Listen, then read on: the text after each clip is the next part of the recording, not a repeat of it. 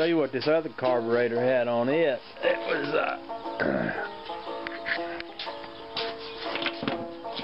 had this little arm right here. Now if I could take this arm off of that, attach it onto that, that would do the trick too. I'm not going to, one thought I had when I was first looking at this is taking this shaft out, but you know this thing was leaking like a sieve. This gas is pouring out of this shaft here, so. But yeah, if I had that little thing right there, that little arm attached right here, we'd be cooking with gas. Let me see what I can do with that. Okay, what I've done is I cut this arm right here off of the old carburetor. I clamped it on here with a pair of vice grips, and I've got my throttle hooked to it right here, and I just climbed inside the Jeep here to make sure that my pedal was in the right place, and it is. I got plenty of pedal, so I think what I'm going to do is take my little MIG welder and see if I can't just weld that right there. If I can get a good clean weld on that, that'll be fine. Yep, sure will. Let's see what happens.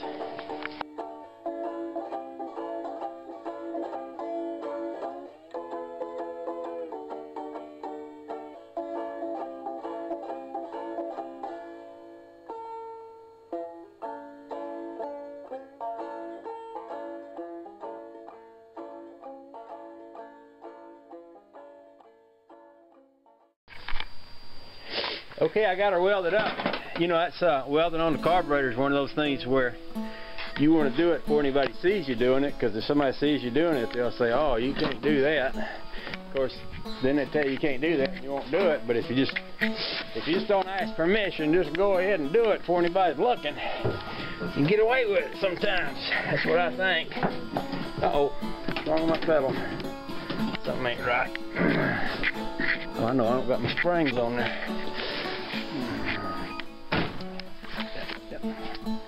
One little springy dinghy. Let's see, two little springy dinghies. One goes right there. This one should go somewhere a little stiffer than that, maybe here. Yep. Let's see what that feels like. Scared me when I hit the pedal. I thought, uh-oh, I just broke something. No, I think I'm good. Okay. Again. Takes two hands to crank this baby.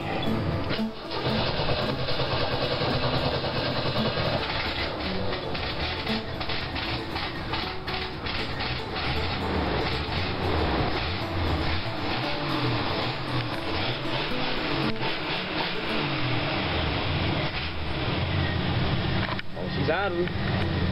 Let's take a look.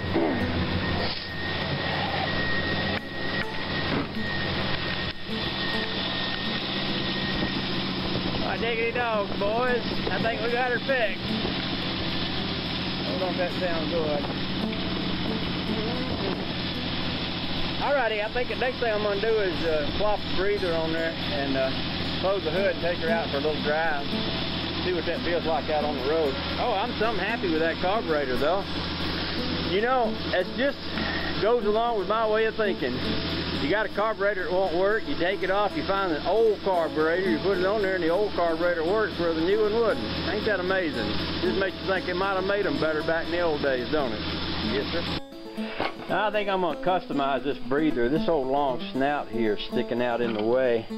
Now that I've rerouted the fuel line and all, I think I'm going to take my grinder, just cut that right off of there. Yep, that's what I'm going to do. Well, this here's interesting. I went to put my breather back on there, and the breather bolt is bigger than it was on that old carb. So I think I can take the one off this carb here and put it right back on there. Let me see if I can just unclamp this one and clamp it right onto that carburetor.